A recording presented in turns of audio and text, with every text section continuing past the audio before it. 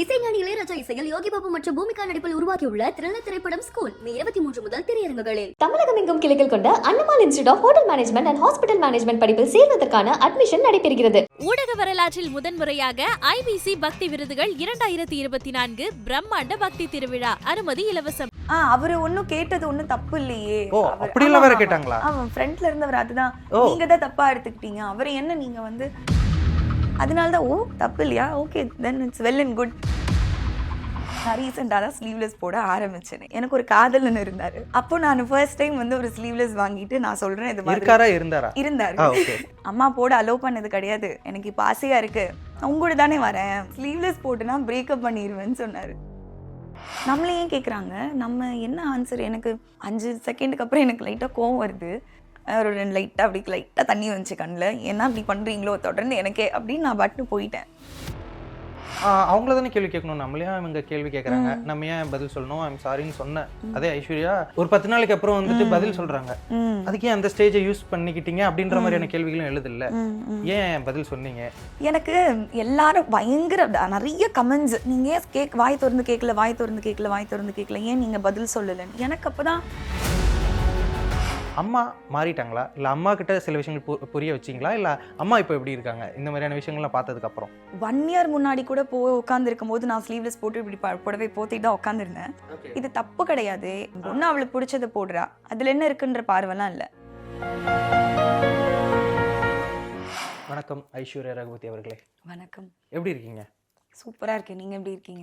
ரொம்ப சூப்பராக இருக்கேன். கடந்த ஒரு 2 நாளாக உங்களை பற்றின ஒரு டாக்ஸ், அதாவது இந்த பக்கம் விஷால் அவர்களுடைய அந்த கல்யாண விஷயம் பேசிகிட்டு இருக்காங்களோ அதுகளுக்கு ஈக்குவலாக ஸ்டேஜில் நீங்கள் பேசின அந்த விஷயங்களாக இருக்கட்டும், உங்களுக்கு அகைன்ஸ்டாக வைக்கப்பட்ட கமெண்ட்ஸ்களாக இருக்கட்டும், இந்த பிரச்சனையோட ஆரம்ப புள்ளி எனக்கு தெரியும், பட் கிளாரிஃபைடாக நீங்கள் மக்களுக்கு சொல்ல முடியுமா? இது எப்போ ஆரம்பிச்சது? ஒரு வாரம் இருக்கும்ல? ஆமா, ஒரு 10 நாளுக்குள்ள இருக்கும். ஃபர்ஸ்ட் அந்த பச்சைப்படவு பஞ்சாயத்து அங்க ஆரம்பிச்சது. அதான் எல்லாரும் பார்த்தது தான். நான் அங்கே ஹோஸ்ட் பண்ணிட்டு இருந்தேன்.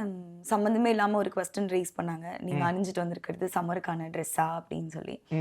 எனக்கு ஒரு 5 செகண்ட்ஸ்க்கு அப்புறமா தான் ஹிட் ஆச்சு, என்ன கேட்குறாங்க அப்படின்னு. ஓகே, சம்மருக்கு இது மாதிரி ஸ்லீவ்லெஸ் போட்டு வந்திருக்கிறியாமா அப்படின்னு கேட்குறாங்கன்னு எனக்கு அங்கே புரிஞ்சிருச்சு. ஆனால் ரிப்போர்ட்டர் அவங்க, நான் ஆங்கர், அங்கே டீமை தானே கொஸ்டின் பண்ணணும், நம்மளே ஏன் கேட்குறாங்க, நம்ம என்ன ஆன்சர்? எனக்கு 5 செகண்டுக்கு அப்புறம் எனக்கு லைட்டாக கோவம் வருது. என்னது இது அப்படிதான் ரியலைஸ் பண்ணுறேன், அப்படி கை காமிச்சிட்டு வந்திருக்கேன்னு சொல்கிறாரேன்னு. ஓகே.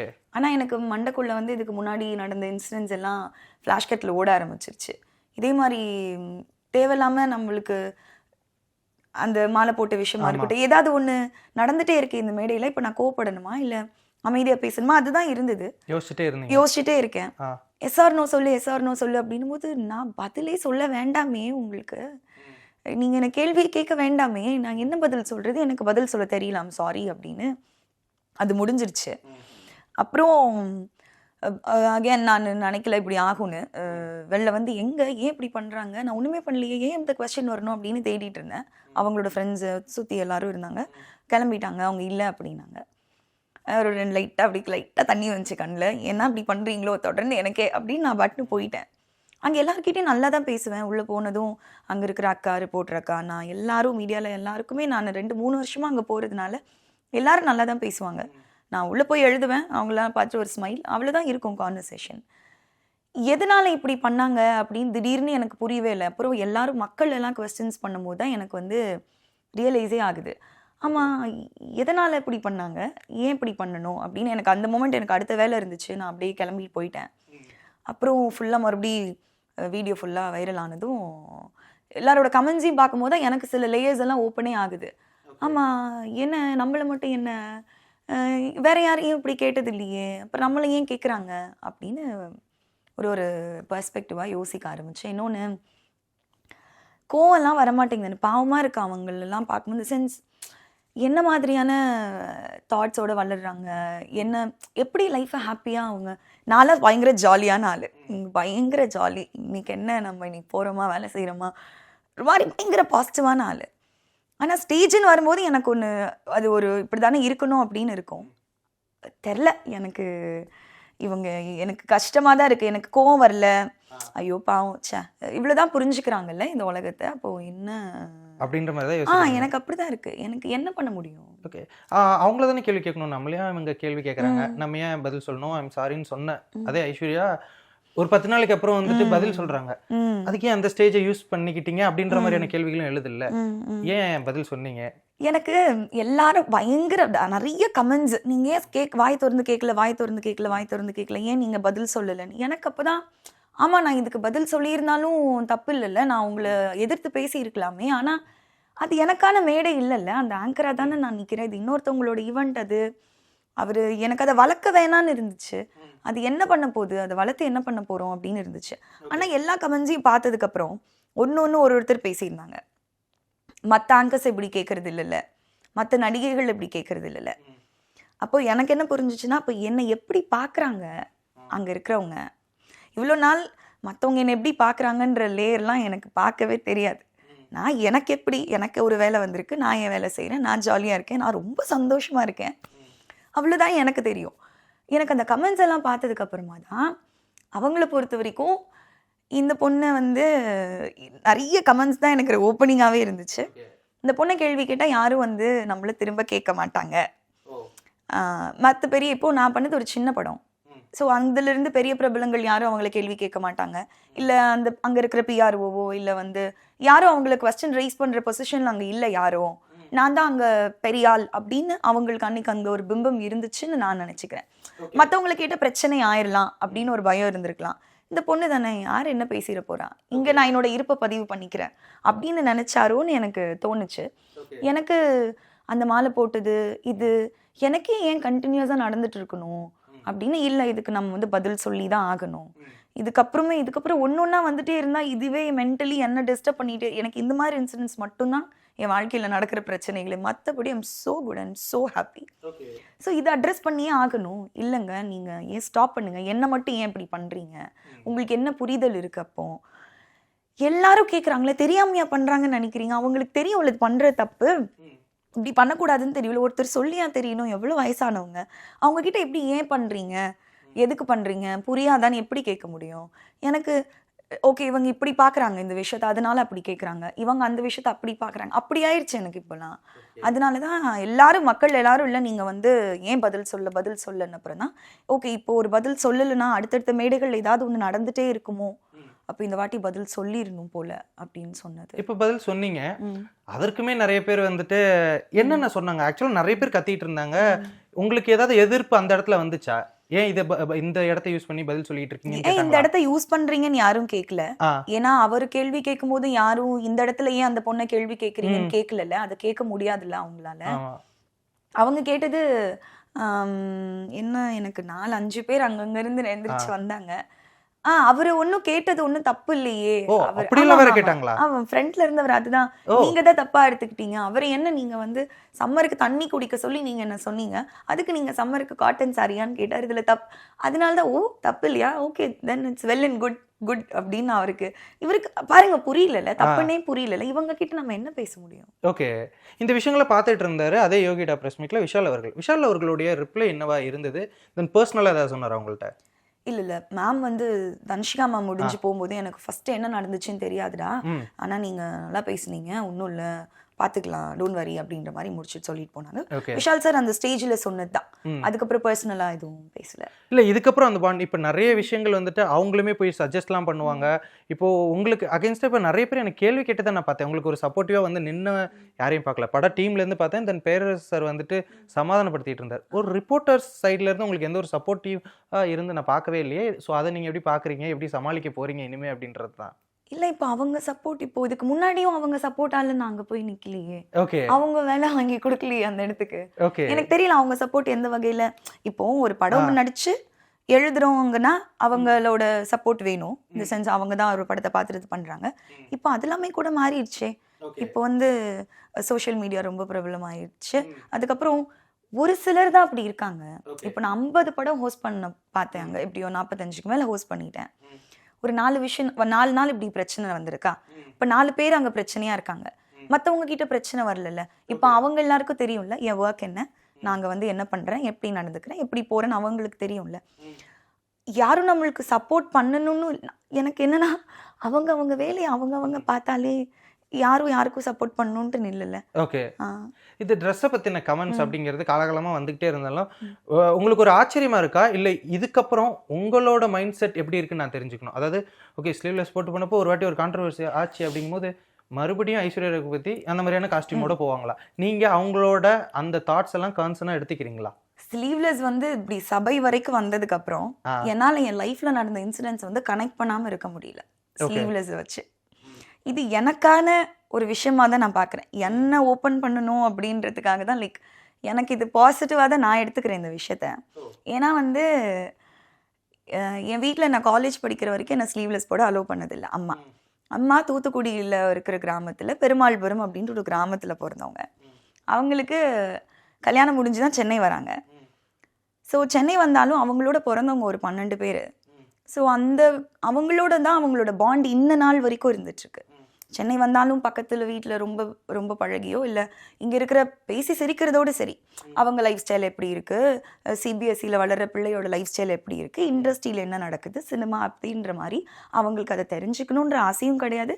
அது அவங்க சீரியல் பார்த்துட்டு என் பொண்ணு கல்யாணம் பண்ணி ஒரு கணவனோட வாழ்கிறது தான் சிறந்த வாழ்க்கை அப்படின்ற மனப்பான்மையில் இருக்கிற அம்மா.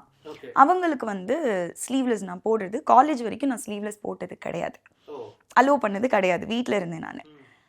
ஒரு 4 இயர்ஸாக தான் நான் வந்து வீட்டிலேருந்து வெளியே வந்திருக்கேன். ரொம்ப டிஸ்டன்ஸாக இருக்குது வீடு, ட்ராவல் பண்ண முடியல, ஒர்க் எல்லாம் இங்கே இருக்கிறதுனால வெளியே இருக்கேன். நான் ரீசெண்டாக தான் ஸ்லீவ்லெஸ் போட ஆரம்பிச்சேனே. அவங்களும் என்னை போடக்கூடாதுன்னு சொல்லி இருக்கிறாங்க. எனக்கு ஒரு காதலன்னு இருந்தார். அப்போ நான் ஃபர்ஸ்ட் டைம் வந்து ஒரு ஸ்லீவ்லெஸ் வாங்கிட்டு நான் சொல்கிறேன் இது மாதிரி இருந்தார். அப்போ நான் ஒரு ஸ்லீவ்லெஸ் வாங்கிட்டு நான் சொல்கிறேன் இது மாதிரி அம்மா போட அலோவ் பண்ணது கிடையாது, எனக்கு இப்போ ஆசையாக இருக்குது, உங்களோட தானே வரேன். அம்மாவோட பார்வை என்ன, ஸ்லீவ்லெஸ் போட்டு போனால் எல்லாரும் தப்பாக பார்ப்பாங்க, அப்போ நீ ஸ்லீவ்லெஸ் போடக்கூடாது அப்படின்னு அம்மா சொல்கிறாங்க. சரி எனக்கானவர் என் கூட இருக்கும்போது நான் ஸ்லீவ்லெஸ்ஸை போடலாமே அப்படின்னு அவர்கிட்ட கேட்குறேன்.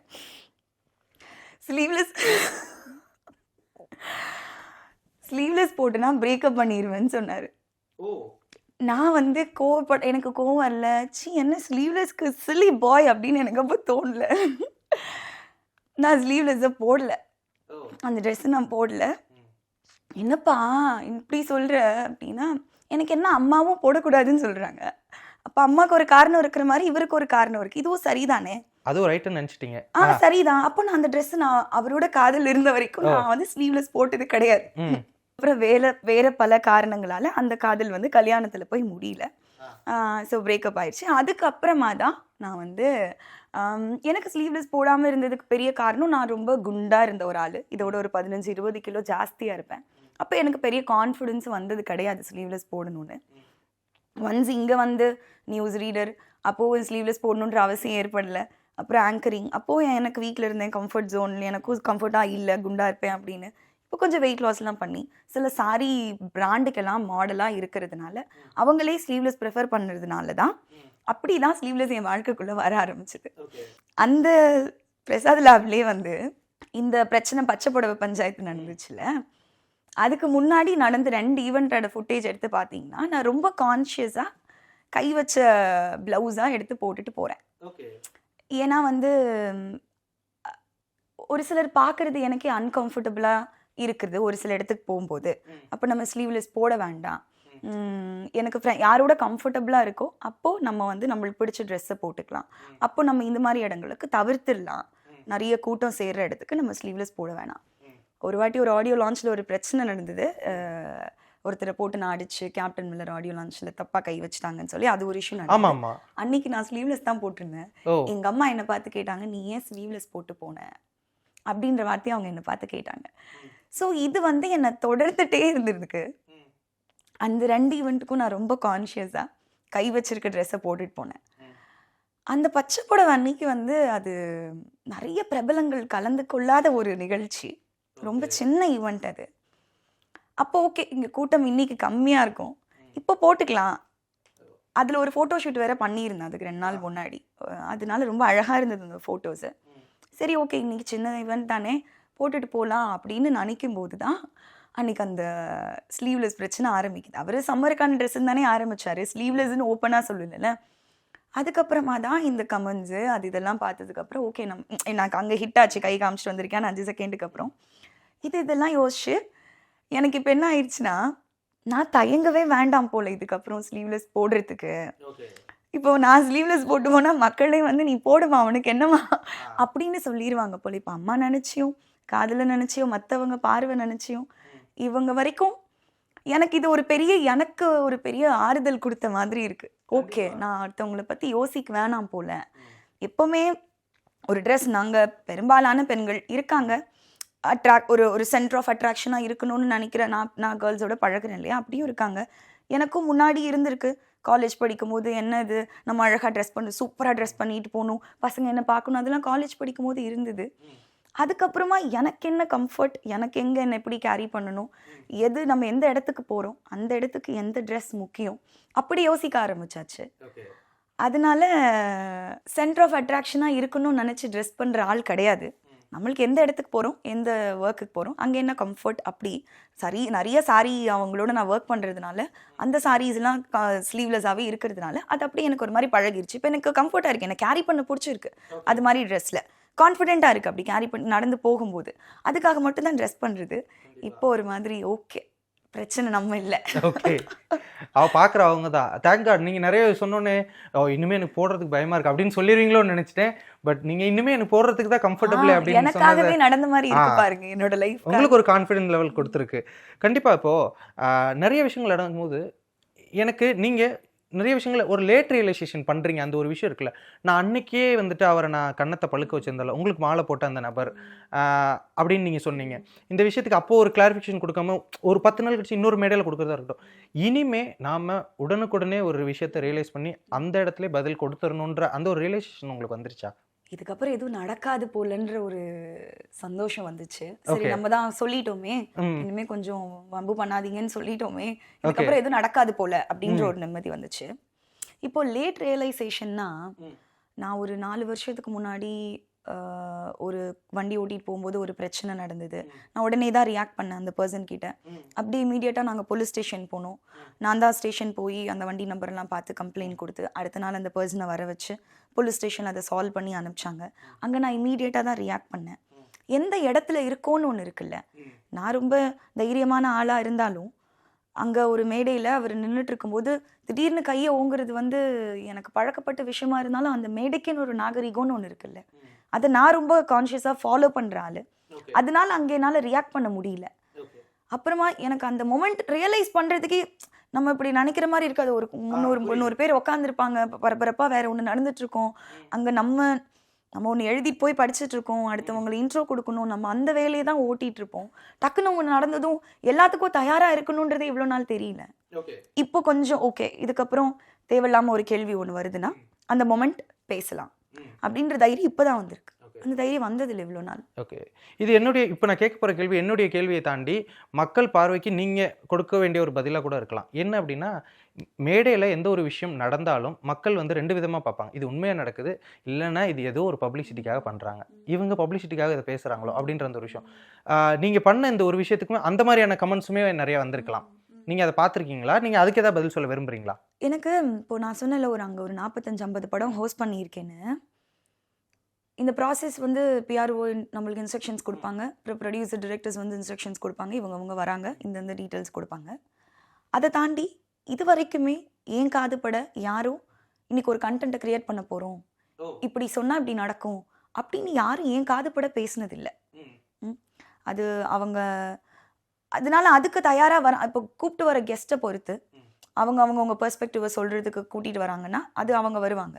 மற்றபடி என் காதுபட, ஏன்னா எனக்கு தானே தெரியும் அங்கே என்ன நடக்க போகுது, அடுத்தடுத்த நிகழ்வு என்னன்றது எனக்கு தான் கொடுத்துருப்பாங்க. அப்போ நான் தான் அங்கே வந்து அடுத்து என்ன போகுதுன்றது தெரிஞ்சு வச்சுக்கிற ஆள். அப்படி ஒன்று கண்டென்ட்டுக்காக கிரியேட் பண்ண போகிறாங்கன்னா எனக்கு தெரிஞ்சிடும்ல இப்படி அடுத்து ஒன்று நடக்க போகுதுன்னு. அதுக்கு நான் ரொம்ப தயாராக இருப்பேன்ல. அது மாதிரி எதுவுமே அங்கே கண்டென்ட் கிரியேட் பண்ணுறது எனக்கு தெரிஞ்சு இல்லை. மற்ற படங்களில் நடக்குதா, மற்ற மேடைகளில் நடக்குதான்னு தெரியல. நான் பண்ண எதுலையுமே அவங்க பிளான் பண்ணி பண்ண மாதிரி இல்லை. அகேன் அண்ட் அகேன் ஒவ்வொருத்தருக்கும் அவங்கவங்களோட இருப்பை அவங்க அங்கங்கே பதிவு பண்ணணும் அப்படின்ற மாதிரியான ஆட்களால் வரக்கூடிய விஷயங்கள் தான் எனக்கு நடக்கக்கூடிய பிரச்சனைன்னு நான் பார்க்குறேன். அவர் மாலை போடும்போது நான் ஒன்று பண்ணுறேன்டா, இப்போ நான் ஒரு கெத்துரா அப்படின்னு ஒன்று பண்ணுறாரு. நான் ஒரு சூப்பர்ரா, இப்போ நான் ஒரு கொஸ்டினை கேட்குறேன் பாரு, அவனை எப்படி ஆஃப் பண்ணுறேன் பாருன்னு அவர் ஒரு கொஸ்டின் கேட்குறாரு. ஸோ அதுதான் எண்ட் ஆஃப் தி டே ஒரு பர்சன் பொறுத்து தான் இது, மொத்தமாலாம் தாண்டி. எனக்கு இப்போ நீங்கள் நிறைய விஷயங்களை இப்போ உங்களுக்கு இந்த விஷயங்கள்லாம் என்ன ரொம்ப கம்ஃபர்ட் ஆயிருக்கு, கான்ஃபிடன்ஸ் லெவல் அதிகப்படுத்திருக்குன்னு சொல்கிறீங்களா? எனக்கு ஐஸ்வர்யா மாதிரியான ஆட்கள் நிறைய கான்ஃபிடென்ட் ஆகிறத விட அவர்களுடைய அம்மா, அவங்க அந்த மாதிரியான இருக்கவங்களோட பெண்களுடைய அம்மா, இவங்கெல்லாம் இன்னும் கான்ஃபிடென்ட்டாக நிறைய விஷயங்களுக்கு இன்னும் ஓப்பன் அப் ஆகணும் அப்படின்னு சொல்லிட்டு நான் நினைக்கிறேன். அம்மா மாறிட்டாங்களா, இல்லை அம்மா கிட்ட சில விஷயங்கள் புரிய வச்சிங்களா, இல்லை அம்மா இப்போ எப்படி இருக்காங்க இந்த மாதிரியான விஷயங்கள்லாம் பார்த்ததுக்கப்புறம்? 1 year முன்னாடி கூட உட்காந்துருக்கும் போது நான் ஸ்லீவ்லெஸ் போட்டு இப்படி புடவை போத்திட்டு தான் உட்காந்துருந்தேன். இப்போ போ ஒன்றும் பண்ண முடியாது அப்படின்ற ஒரு அக்செப்டன்ஸ் வந்திருக்கே ஒழிய இது தப்பு கிடையாது, என் பொண்ணு அவளுக்கு பிடிச்சதை போடுறா, அதில் என்ன இருக்குன்ற பார்வைலாம் இல்லை, ஒன்றும் பண்ண முடியாது, போ, அந்த ஜோனுக்குள்ளே போயிட்டாங்க. என்னால் என்னன்னா இப்போ நம்ம அம்மாவை மாற்ற முடியல. எனக்கு என்னன்னா நீங்கள் சொன்ன மாதிரி மற்ற பிள்ளைங்களோட அம்மாக்கள்லாம் இருக்காங்கல்ல, நான் யூஸ்வலாக இப்போ காலேஜில் கெஸ்ட்டாக பேச கூப்பிடுறாங்க அப்படின்னா நான் போக மாட்டேன். நம்ம என்ன பண்ணிட்டோம், நம்ம ஏன் போய் பேசணும், நம்ம என்ன போது நம்மளே நம்ம சர்வைவலுக்காக ஃபைட் பண்ணிகிட்ருக்கோம். இங்கே நம்ம போய் என்ன வந்து நம்ம ஒரு இடத்துக்கு போய் என்ன நம்மளுக்கு கெஸ்ட் ஆகிறவளுக்கு என்ன இருக்கும் அப்படின்னு ஒன்று இருக்கும். வெரி ஃபர்ஸ்ட் டைம் தருமபுரி உள்ள காலேஜில் வந்து இது மாதிரி ஒரு ஆனுவல் டே ஃபங்க்ஷன் அப்படின்னு சொன்னாங்க. எனக்கு வந்து வரீங்களா அப்படின்னு, தருமபுரியில் ஒரு ப்ராஜெக்ட் ஒர்க் பண்ணாதனால எனக்கு தெரியும். வரீங்களான்னதும் எனக்கு வந்து ஓகே வை நாட், சரி எனக்கு ஒரு அனுபவம் கிடச்சிருக்குல்ல, இத்தனை வருஷம் நான் காலேஜ் முடிச்சு 10 வருஷம் ஆக போகுது. இப்போ காலேஜ் பிள்ளைங்க அங்கே படிச்சுட்ருக்காங்க. நான் காலேஜ் படிக்கும்போது என்ன மனநிலையில் இருந்திருப்பேன்னு எனக்கு தெரியும். அந்த பிள்ளைங்களும் கைண்ட் ஆஃப் அந்த மனநிலையில் தான் இருப்பாங்க. சரி நம்ம ஏதாவது ஒன்று சொல்லி ஏதாவது ஒன்று புரிஞ்சிடாதா, போகலாம் அப்படின்னு, சரி போகலாம் அப்படின்னு நான் போய் பேசினேன். அம்மாக்களும் இருந்தாங்க, பிள்ளைங்களும் இருந்தாங்க. முடித்ததுக்கப்புறம் ஒரு 10 நிமிஷம் பேசினேன். எல்லோரும் செல்ஃபி எடுக்கிறதுக்காக ஓடி வந்தாங்க. அவங்களுக்கு நான் யாருன்னு தெரியாது, என்ன பண்ணியிருக்கேன்னு தெரியாது, அது அவங்களுக்கு அவசியமாகவும் படலை. யாரோ ஒருத்தர் கூட்டிகிட்டு வந்து நீ மேடையில் நின்று பேச வைக்கிறாங்க. அவங்க நம்மளை விட கொஞ்சம் வித்தியாசமாக இருக்காங்க. அவங்களோட ஒரு photo, maybe in terms of dressing அதில் நான் அவங்க கொஞ்சம் வித்தியாசமாக இருக்காங்க. அவங்களோட ஃபோட்டோ எடுத்து நான் ஷேர் பண்ணுறதுல எனக்கு ஒரு பெருமை. நான் இவங்களோட ஃபோட்டோ எடுத்துட்டேன், அது மட்டும்தான் அந்த ஃபோட்டோவில் கிடைக்கிது அவங்களுக்கு. அதை தாண்டி அதில் எந்த பிரயோஜனமும் இருக்க போகிறது கிடையாது. அந்த பிள்ளைங்களாம் செல்ஃபியோட இருக்கும்போது நான் சொன்னேன், இது என் பாப்பா, இது ஒன்றுமே இதை வச்சு ஒன்றுமே பண்ண முடியாது, இல்லை கவையணும்கான்னு கிராமத்தில் வளர்கிற பிள்ளைங்க அவங்களுக்கு அந்த எக்ஸைட்மெண்ட் இருக்க தான் செய்யும். சரி ஓகே, நான் என்ன சொன்னேன் சொல்லு, ஆளுக்கு ஒரு பாயிண்ட் சொல்லுங்கள் அப்படின்னு. அந்த பிள்ளைங்க வந்து ஒருத்தர் வந்து எல்லார்ட்டையும் அன்பாக இருக்கணும், எல்லாரையும் மரியாதையாக பேசணும், வாங்க போங்கன்னு பேசணும், கிளாஸில் ஒரு பையன்கிட்ட மட்டும் பேசக்கூடாது, எல்லா பையன்கிட்டையும் ஃப்ரெண்டாக பேசணும், ஒரு பையன் ஒரு பொண்ணுகிட்ட மட்டும் பேசக்கூடாது, எல்லா பொண்ணுங்களும் எப்படி யோசிக்கிறாங்கன்னு தெரிஞ்சுக்கணும், அப்போ எல்லார்ட்டையும் பேசணும் அப்படின்ற விஷயங்கள்லாம் அந்த பிள்ளைங்க எனக்கு நான் சொன்னதை அவங்க திரும்ப சொல்லும்போது எனக்கு வந்து ரொம்ப சந்தோஷமாகவும், பேரண்ட்ஸ்கிட்டையும் சொன்னேன், இது மாதிரி நீங்கள் வந்து கடனை வாங்கி நீங்கள் வந்து கல்யாணம் பண்ணி வைக்கிறீங்க, அதுக்காக நீங்கள் கடன் வாங்க ரெடியாக இருக்கீங்க, பட் அதுக்கு முன்னாடி பிள்ளைங்கக்கிட்ட அவங்களுக்கு டான்ஸோ இல்லை பரதநாட்டியமோ பாட்டோ ஏதாவது ஒரு சிலம்பமோ எக்ஸ்ட்ரா கரிக்குலர் ஆக்டிவிட்டி ஏதாவது ஒன்று சொல்லி கொடுத்துட்டிங்கன்னா அவங்களுக்கு அந்த கான்ஃபிடென்ஸ் ரொம்ப ஜாஸ்தி ஆயிரும். அவங்களே வந்து ஏதாவது அவங்களுக்கு என்ன வருதுன்றது அவங்க கற்றுக்கிட்டு ஓரளவுக்கு வந்துடுவாங்க. இந்த வயசில் எல்லாரையும் பிடிக்க தான் செய்யும் பசங்க வந்து பேசுனாங்கன்னா. ஆனால் உங்களுக்கு ஒரு 25-26 வயசு ஆகும்போது தான் உங்களுக்கு என்ன பிடிக்கும், உங்களுக்கு என்ன பிடிக்காது, நீங்கள் யார், உங்களுக்கு என்ன வேணும், உங்களுக்கு எந்த மாதிரியான ஒரு நபரோடு இருக்க முடியும் அப்படின்ற புரிதல்லாம் உங்களுக்கு 25-26 தான் வரும். அப்போ ஒரு பர்சனை செலக்ட் பண்ணுறது தான் சரியாக இருக்கும். நானும் அப்படி தான் தமிழ் மீடியமில் படித்த ஒரு பொண்ணு. நான் வந்து இந்த தட்டச்சு, கனிப்பொறி அப்படின்னு சுண்டலி அப்படி படித்த ஒரு ஆள். But now look at me அப்படின்னு நான் அவங்கக்கிட்ட பேசி அவங்களுக்கு புரிஞ்சு, அந்த பிள்ளைங்க அக்கா ரொம்ப எனர்ஜியாக இருந்ததுக்கா, நீங்கள் சொன்னது பூஸ்டாக இருந்ததுக்கான்னு சொல்லும்போது I felt so happy and proud. ஆனால் என் அம்மா கிட்ட என்னால் ஒன்றுமே பண்ண முடியாது. நிறைய பேருக்கு அந்த பிரச்சனை தான் இருக்கு. ஒன்றுமே பண்ண முடியாது. லூஸ் மாதிரி பேசாமல் போயிட்டே இருப்பாங்க. ஓகே, அவங்களுக்கு கல்யாணம் பண்ணி கணவனோட நீ என்ன வேணா பண்ணு, எங்கே வேணா போ, அதுதான் சிறந்தது அப்படின்னு அந்த மைண்ட் செட் தான் எனக்கும் இருந்துச்சு. பட் வாழ்க்கையெல்லாம் மாற்றிருச்சு. நம்ம ஃபேஸ் பண்ணுறது தானே நம்மளை யோசிக்க வைக்குது. ஓகே, நிறைய பேருக்கு மக்களுக்கு ஒரு பார்வை இவங்க ஆங்கரிங் பண்ணுறாங்க, ரொம்ப சீரியஸான ஒரு பர்சன் போல், அப்புறம் நிறைய ப்ராப்ளம்ஸை ஃபேஸ் பண்ணிருக்காங்க அப்படின்ற மாதிரியான பார்வைகள் தாண்டி ஐஸ்வர்யா ரகுபதி அவங்களோட கரியருக்காக என்ன பண்ணிட்டு இருக்காங்க, இப்போ என்னென்ன விஷயங்கள்லாம் பண்ணிட்டு இருக்கீங்க, what are your next projects அப்படின்ற மாதிரி தெரிஞ்சுக்கலாமா? நான் அவ்வளோ சீரியஸ் பர்சனா? ஐயோ சீரியஸான ஆள். எங்கள் அம்மா அதை கேட்டால் சிரிப்பாங்க, இது சீரியஸான ஆளா அப்படின்னு. சீரியஸான ஆளாக இருந்தால் தான் வாழ்க்கையில் உருப்பிட்டுருப்பாளே அப்படின்ட்டு. ரொம்ப ஜாலியான ஆள் ப்ரோ. நான் எல்லாரோடையும் ஈஸியாக போய் மிங்கிள் ஆயிடுவேன், எல்லாரையும் போய் அட்டாச் ஆயிடுவேன். எனக்கு யாராவது புதுசாக வந்து உட்காந்துருந்தாங்கன்னா அவங்க கம்ஃபர்ட்டாக இருக்காங்களான்னு நான் ரொம்ப கான்ஷியஸ் ஆயிடுவேன். எங்கே படிச்சிங்க, என்ன பண்ணுறீங்க, எந்த ஊர் அப்படின்னு. புதுசாக ஆஃபீஸ்க்கு யாராவது வேலைக்கு வந்தாலும் சரி, புது இடத்துக்கு போயிருந்தாலும் சரி, நான் பயங்கர ஜாலியான ஆள். இப்போ இந்த ப்ரொஜெக்ஷன் தான், இப்போ யூடியூப்ல வர வீடியோக்கள்லாம் தான் நான் ரொம்ப ரொம்ப சீரியஸான கோவக்கார பொண்ணு போல அப்படின்னு ஒரு பிம்பத்தை காமிச்சிட்டு இருக்குது. மற்றபடி ஜாலியான ஆள். ஃப்ரெண்ட்ஸோட ஃபன் பண்ணுறது, எல்லா லேயர்ஸுமே இருக்குது. சிரிப்பேன், அழுவேன், கோவப்படுவேன், சண்டை போடுவேன், எல்லாமே இருக்குது எனக்குள்ள. கெரியர் வந்து பிளான் பண்ணி வரல. நியூஸ் ரீடர் மட்டும்தான் பிளான் பண்ணது. நியூஸ் ரீடர் ஆகணும்னு ஆசைப்பட்டேன். அதுவும் தமிழ் மீடியம் படித்ததால் தமிழ் ரொம்ப பிடிக்கும், பேச்சு போட்டியெல்லாம் பேசுவேன். அதனால நியூஸ் ரீடர் ஆகணும்னு நினச்சது. அது நடந்துச்சு. அப்போ நான் ஐடியில் ஒர்க் பண்ணிருந்தேன். ப்ளஸ் நியூஸ் ரீடிங்கை பார்ட் டைமாக தான் ஹேண்டில் பண்ணேன். திடீர்னு ஐடியில் வந்து டுவெல் எம்ப்ளாய்மெண்ட்டுன்னு ஃபயர் பண்ணிட்டாங்க. 2 இடத்துல ஒர்க் பண்ணக்கூடாதுன்னு சொல்லி. இங்கே ஃப்ரீலான்சர் தான். அதுக்கு வந்து காரணமே வீட்டில் அப்போ கொஞ்சம் ஃபினான்ஷியலி கொஞ்சம் ஒரு க்ரைசிஸ் ஒன்று ஸ்டார்ட் ஆச்சு. அதனால வீட்டை சப்போர்ட் பண்ணணும், இன்னொரு ஜாப் வேணும்னு நியூஸ் ரீடர் ஆனது. ஃபயர் பண்ணதுனால வேறு வழி இல்லாமல் இங்கேயே ஒரு ஒர்க் வந்து கொடுத்தாங்க. வசந்த் டிவிலே ஃபுல் டைம் ஜாப் ஒன்று இருக்குன்னு அவங்க சொல்லி 1 வீக்கில் அங்கே ஃபயர் பண்ணுறாங்க. இம்மீடியட்டாக எனக்கு ஒரு ஜாப் வேணும், இங்கே வந்தாச்சு. நியூஸ் ரீடர் அங்கே ஒரு அக்கா ஷார்ட் ஃபிலிம் நடின்றாங்க. நான் நடிச்சது இல்லை காண்றேன், உனக்கு நடிக்க வரும்னு தோணுதுன்றாங்க. 2019 சொல்கிறாங்க. அப்போனா நீ இது சீரியஸாக எடுத்துக்கோ அப்படின்னு என்னை கூப்பிட்டு போய் ஒரு ஷார்ட் ஃபிலிம் எடுத்து ஆக்டிங்கை சீரியஸாக எடுத்துக்கோன்றாங்க. சீரியஸாக எடுத்துக்கிறதுனா என்னதுன்னு தெரியல. நடிப்பா அப்போ என்ன பண்ணணும்னு தெரியல. சோஷியல் மீடியாலாம் அவ்வளோ பெரிய பூம் கிடையாது அப்போ 19 சமயத்தில். என்கிட்ட இருக்க ஃப்ளாஸ் தான் எனக்கு தெரிஞ்சது. நான் ரொம்ப குண்டாக இருந்தேன், என் பல்லெல்லாம் நிறைய கேப் இருக்கும். நான் டென்டிஸ்ட் போய் சரி பண்ணுறது, என்ன தயார் பண்ணுறதுன்னு. அப்புறம் அடுத்த பெரிய சேனல் நியூஸ் ரீடர் ஆகணும்னு அடுத்த சேனல் போய் ட்ரை பண்ணேன். அதெல்லாம் கொஞ்சம் சரி பண்ணி அந்த பெரிய சேனல் உனக்கு நியூஸ் 7ல் எனக்கு கிடச்சிது. அங்கேருந்து இன்னொரு ஜாப் வேணும்ன்ட்டு இருந்தேன். ஏன்னா அங்கே ஃபுல் டைமாக இருந்தேன், இங்கே ஃப்ரீலான்சர் ஆகிட்டேன். இன்னொரு வருமானம் வேணும்னு யோசிச்சுட்டே இருந்தேன். டூரிங் டாக்கர்ஸில் எனக்கு ஆங்கராக வேலை கிடச்சிது. எம்என்சியில் மூலமாக ஒரு ஃப்ரெண்டு இங்கே ஒர்க் பண்ணி அப்படி ஒரு லிங்க்கில் அங்கே போய் ஜாயின் பண்ணுது. அங்கே ஒர்க் பண்ணிகிட்டு இருக்கும்போது ஷார்ட் ஃபிலிம்ஸ் அங்கே 2-3 பண்ணுறது அப்படின்னு ஆரம்பிச்சது. இப்போ இந்த ஆடியோ லான்ச்செல்லாம் ஹோஸ்ட் பண்ணுறது அப்படின்னு ஆரம்பிச்சது. ஸோ சர்வைவல் மோடாகவே தான் இருக்குது இப்போ வரைக்குமே. அதை தாண்டி இப்போ நம்ம சின்ன வயசுலேருந்து சினிமா பார்த்து வளர்ந்துருந்தாலோ, இல்லை சினிமாவில் சாதிக்கணுன்ற ஆசையோடு வந்திருந்தாலோ, நம்மளுக்கு வந்து இப்படி ஒன்று பண்ணிடணும், அப்படி பண்ணிடணுன்ற ஒரு எண்ணமாவது இருக்கும். நம்ம நியூஸ் ரீடர் ஆகணும்னு ஆசைப்பட்டோம். அப்புறம் ஆங்கரிங் பண்ணுறோம், அப்புறம் ஈவெண்ட்ஸ் ஹோஸ்ட் பண்ணுறோம், ஷார்ட் ஃபிலிம்ஸ் பண்ணுறோம். நிறைய பைலட்ஸ் ப்ராஜெக்ட்ஸ் ஒர்க் பண்ணியிருக்கேன். பைலட்னா இப்போ ஒரு ப்ரொடியூசருக்கு பிச் பண்ணுறதுக்காக ஒரு படத்துலேருந்து ஒரு 20 minutes ஃபுட்டேஜ் எடுத்து, இப்படி நான் ஒரு புது டிரெக்டர், என்கிட்ட ஒரு ஃபுட்டேஜ் இருக்குன்னு சொல்கிற ப்ராஜெக்ட்ஸ்க்காக அது மாதிரி கான்டெக்ட்ஸ் நிறையா. இப்போ லாஸ்ட் ஒரு 2-3 years நான் ஒரு ஷார்ட் ஃபிலிம்ஸ் ஒரு 30 ஷார்ட் ஃபிலிம்ஸு, இந்த பைலட்ஸ் ஒரு 10 பைலட்ஸ் ப்ராஜெக்ட்ஸ் ஒர்க் பண்ணியிருப்பேன். அதுதான் ஃப்ரேம் முன்னாடி கேமரா முன்னாடி நிற்க அந்த டீம் எல்லாம் நல்லா நடிக்கிறீங்க, வருதுன்னு சொல்ல ஓ அப்படியா நடிக்க வருதா அப்படி எனக்கு தெரியாதுல்ல. நான் அது ஆசையும் படலை, வருதானும் தெரியாது. இந்த மாதிரி ப்ராஜெக்ட்ஸ் எனக்கு கிடைக்கும் போது எனக்கு மெயில் பண்ணுறாங்க, எனக்கு இன்ஸ்டாகிராமில் டிஎம்ஸ் வருது, ஸ்கிரிப்ட் அனுப்புகிறாங்கன்னா நான் அதை ஒர்க் பண்ணுறேன். அப்போது அடுத்து என்னன்னு தெரியாது, எங்கே போயிட்டுருக்குன்னு தெரியாது. I'm just going with flow. நான் தான் சொல்லல, ஜாலியான ஆள். இந்த மாதத்துக்கு 40,000 சம்பாதிச்சுட்டா முடிஞ்சுது வேலை. வாடகை கொடுத்துடலாம், இபி முடிச்சிடலாம், இஎம்ஐ கட்டிடலாம், அம்மா கொடுத்துடலாம், வேற என்ன வேணும்? அந்தந்த மந்த்துக்கான சர்வைவல் நல்லா இருக்கே.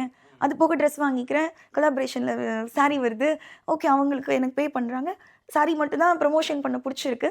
I'm so happy, well and good. நான் தனியாக தங்கியிருக்கேன், செடி வளர்க்குறேன், புறா வளர்க்குறேன், நான் ஜாலியாக இருக்கேன். மணத்தக்காளி கீரை வளர்க்குறேன், பைனாப்பிள் வளர்க்குறேன். எனக்கு இவ்வளோதாங்க என் லைஃப். இது மாதிரி இன்சிடென்ட்ஸ் தான். ஓ இப்படி ஒரு உலகம் இருக்கா, இப்படி நம்மள பார்க்குறாங்களா, ஐயோ அப்போ என்ன மாதிரி இருக்கிற எல்லா பொண்ணுங்களும் இப்படி பார்க்குறாங்களா, நம்ம தைரியமா இருக்கோம். ஆனால் மற்ற பிள்ளைங்கலாம் சொல்லுவாங்க இது மாதிரி இன்ஸ்பிரேஷனாக இருக்கீங்கன்னு சொல்லும் போதெல்லாம் பெரிய ரெஸ்பான்சிபிலிட்டி கொடுக்குற மாதிரி இருக்கும். ஏம்மா நானே இங்கே அல்லாடிட்டு இருக்கேன், என்ன பார்த்து இப்படி சொல்றீங்களா? அப்போ அது பெரிய ரெஸ்பான்சிபிலிட்டியை கொடுக்குது. நம்ம ஒரு ப்ராசஸ் கடந்து வந்திருக்கோம்ல, அது யாராவது ஒருத்தருக்கு இது சொல்லி அவங்களும் ஓகே அவங்களுக்கு கான்ஃபிடன்ஸ் கிடைக்குதுன்ற போது அது சந்தோஷம் தானே. அப்போ வந்து ஓகே இது ஒரு பெரிய பொறுப்புன்னு புரியுது. ஷார்ட் ஃபிலிம்ஸும் பைலட்ஸும் பண்ண சினிமான்ற ரொம்ப சின்ன சர்க்கிள், அது ரொம்ப சின்னது. அது இப்படி சுற்றி இவங்க இதில் பண்ணுறாங்க, அவங்க இதில் பண்ணுறாங்க, அது அப்படியே ஈஸியாக ஸ்ப்ரெட் ஆயிரும். ஷார்ட் ஃபிலிம் பைலட்ஸ் பண்ணி இப்போ நான் படமாகவே வந்து அந்த 2 வருஷத்துக்கு முன்னாடி 2 வருஷம் 3 வருஷமாகவே நான் படங்கள் தான் நடிச்சிட்ருக்கேன். நல்ல நல்ல படங்களில் சின்ன சின்ன ரோலாக இருந்தாலும் எனக்கு பெரிய பெரிய அனுபவங்களை கொடுக்குற படத்தோட ஒர்க் பண்ணிகிட்ருக்கேன். அதர்வா சாரோட டிஎன்ஏ, அப்புறம் நெல்சன் வெங்கடேசன் சார் டிரெக்ஷன் அது. இவங்க சசிகுமார் சாரோட எவிடன்ஸ்னு ஒரு படம். அதுக்கப்புறம் மாதம்பட்டி ரங்கராஜ் சாரோட அடுத்த படம் மெஹந்தி சர்க்கஸ் டிரெக்டரோட ஒரு படம் பண்ணியிருக்காங்க. அதில் ஒரு கேரக்டர் பண்ணியிருக்கேன். கூழாங்கல் டிஓபி அடுத்து வந்து அவங்க டைரக்ட் பண்ணியிருக்காங்க. அதில் ஃபெஸ்டிவலுக்கு அனுப்புறதுக்கு தான் பிளான், அப்புறம் ரிலீஸ் பிளானில் இருக்காங்க. அதில் லீடாக பண்ணியிருக்கேன். கோயம்புத்தூர் இண்டிபெண்ட்டாக ஒரு ப்ராஜெக்ட் பண்ணியிருக்காங்க. அதில் ஒன்று பண்ணியிருக்கேன். இப்போ நெட்ஃப்ளிக்ஸில் வந்து ஒரு சீரீஸில் ஒரு நல்ல கேரக்டர் நம்மளுக்கு அங்கே 4 சீன் கிடைச்சாலே அது பெரிய விஷயம். அவ்வளோ பேர் இங்கே வந்து கஷ்டப்பட்டுட்டு இருக்காங்க, அவ்வளோ பேர் உழைச்சிட்டு இருக்காங்க. நான் நினச்சிக்கிட்டேன் ஓகே நம்ம பண்ணுற ஷார்ட் ஃபிலிம்ஸும் நம்ம பண்ணுற பைலட்ஸும் ஒரு எக்ஸ்பீரியன்ஸை கொடுத்துட்ருக்கு. அதெல்லாம் பண்ணப்புறம் தான் எனக்கு கான்ஃபிடென்ஸே வந்திருக்கு நான் நடிக்கிறேன்னு. இன்னும் எனக்கு தெரியாது எனக்கு ஒழுங்காக நடிக்க வருதான்னு. மகாநடிகை அதுக்கு ஒரு பெரிய பலமாக இருந்துச்சு, நடிக்க வருதுன்னு எல்லாரும் இன்னும் அங்கே அப்ரிஷியேட் பண்ணுறதுக்கு. ஸோ நான் இங்கே ஓடிட்டுருக்கேன் என்னன்னே தெரியாமல், என்ன வேணும்னு இன்னும் தெரியாது. அது அகேன் அண்ட் அகேன் இந்த மந்த் சமாளிச்சிட்டா போதும், அடுத்த மந்த் சமாளிச்சிட்டா போதும். என் வீட்டில் என்ன நம்புகிறாங்களோ இல்லையோ ஜாதகத்தை ஜாஸ்தியாக நம்புவாங்க. ஜாதகத்துலேயே 30 வயசுக்கு அப்புறம் தான் கல்யாணம் பண்ணணுன்ட்டாங்க. அதனால நீ உடனே கல்யாணம் பண்ணுன்ற ப்ரெஷரும் இல்லை.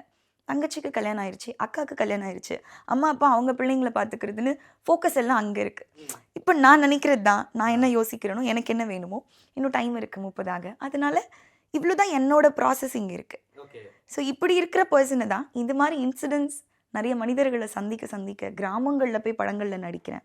அங்கே இருக்க பிள்ளைங்களை பார்க்கும்போது, அங்கே இருக்கக்கூடிய ஆட்களில் பார்க்கும்போது நிறைய விஷயம் புரிஞ்சு கற்றுக்கிட்டே இருக்கேன் ஒன்றா ஒரு நாளும். ஓகே, நிறைய படங்கள் சொல்லியிருந்தீங்க. நான் நிறைய விஷயங்கள் உங்கள் போஸ்டர்லாம் பார்த்தேன். ஜனநாயகனில் கூட நீங்கள் நடிச்சிட்டு இருக்கீங்க அப்படின்ற மாதிரி. அது உண்மைதானா? அது நடிப்புன்னு சொல்ல முடியாது, ஒரு சின்ன இடத்துல வருவேன். ஓகே, பட் அவ்வளோ பெரிய படத்தில் நம்ம ஒரு சின்ன இடத்துல வந்தாலுமே அது ஒரு மிகப்பெரிய விஷயம் தானே. அது அப்படி பார்க்கலாம். ஓகே, இப்போது எனக்கு என்னன்னா, இப்போ நம்ம ஷார்ட் ஃபிலிம் பைலட்ஸ் அப்படின்னு இப்படி சின்னதாக பிடிச்சி வந்துட்டு இருக்கும்போது எல்லாமே வந்து இங்கே பெரிய படம் தான். எல்லாமே நம்மளுக்கு அதர்வா சார் படத்தில் ஒரு வாய்ப்பு கிடைக்குதுனாலும், சசிகுமார் சார் படத்தில் வாய்ப்பு கிடைக்குதுனாலும் அது பெரிய விஷயம்தான். அதே மாதிரி அவர் படம்னும் போது அது ரொம்ப பெரிய விஷயம். ஆனால் நம்மளுக்கு அங்கே எவ்வளோ ஸ்க்ரீன் ஸ்பேஸ் இருக்குது, நம்ம என்னவா வரும்னு இவ்வளோ நடிச்சிருக்கும் போது நம்மளுக்கு தெரியும்ல. அது வந்து நம்மளை இவங்களை பார்த்தோம்ப்பா அங்கன்ற மாதிரி இல்லைனாலும் ஸோ ஹியூஜ் திங். எனக்கு என்னென்னா ஐ ஃபீல் ஸோ கிரேட்ஃபுல். அது நம்மளுக்கு பேர் வாங்கி கொடுத்துரும், அதெல்லாம் தாண்டி ஒரு உழைப்பு ஒன்று போட்டுட்ருக்கோம். அது இந்த செட்டுக்கு நம்மளை கூட்டிகிட்டு போயிருக்கே, ஒரு 2 நாள் 3 நாள்னாலும் அந்த செட்டுக்கு கூட்டிகிட்டு போயிருக்கேன்ற ஒரு பெரிய அப்பா தேங்க்யூ அப்படின்ற ஒரு ஃபீல் தான் அந்த படம் எனக்கு கொடுத்துச்சு. ஓகே, நிறைய விஷயங்கள் பகிர்ந்துக்கிட்டீங்க. நீங்கள் பேசுனது உங்களுக்கு எந்த அளவுக்கு நீங்கள் கடந்து வந்த பாதை உங்களுக்கு கான்ஃபிடென்ட் கொடுத்துருக்கோம். இப்போ நீங்கள் பேசின அந்த விஷயங்கள் நீங்கள் எவ்வளோ கடந்து வந்திருக்கீங்களோ அதெல்லாம் கேட்கும்போது மற்றவங்களுக்கும் நிறைய கான்ஃபிடென்ஸ் கொடுக்கும். கண்டிப்பாக இன்னும் நிறைய சக்ஸஸ் எல்லாம் நோக்கி நீங்கள் போகணும் அப்படின்னு சொல்லிட்டு சினிமா சார்பாக thank you so much for the interview. Thank you. இசைஞானி இளையராஜா இசையில் யோகி பாபு மற்றும் பூமிகா நடிப்பில் உருவாக்கியுள்ள த்ரில்லர் திரைப்படம் ஸ்கூல் மே 23 முதல் திரையரங்குகளில். தமிழகம் எங்கும் கிளைகள் கொண்ட Annamal institute of hotel management and hospital management படிப்பில் சேர்வதற்கான அட்மிஷன் நடைபெறுகிறது. ஊடக வரலாற்றில் முதன்முறையாக IBC பக்தி விருதுகள் 2024 பிரம்மாண்ட பக்தி திருவிழா. அனுமதி இலவசம்.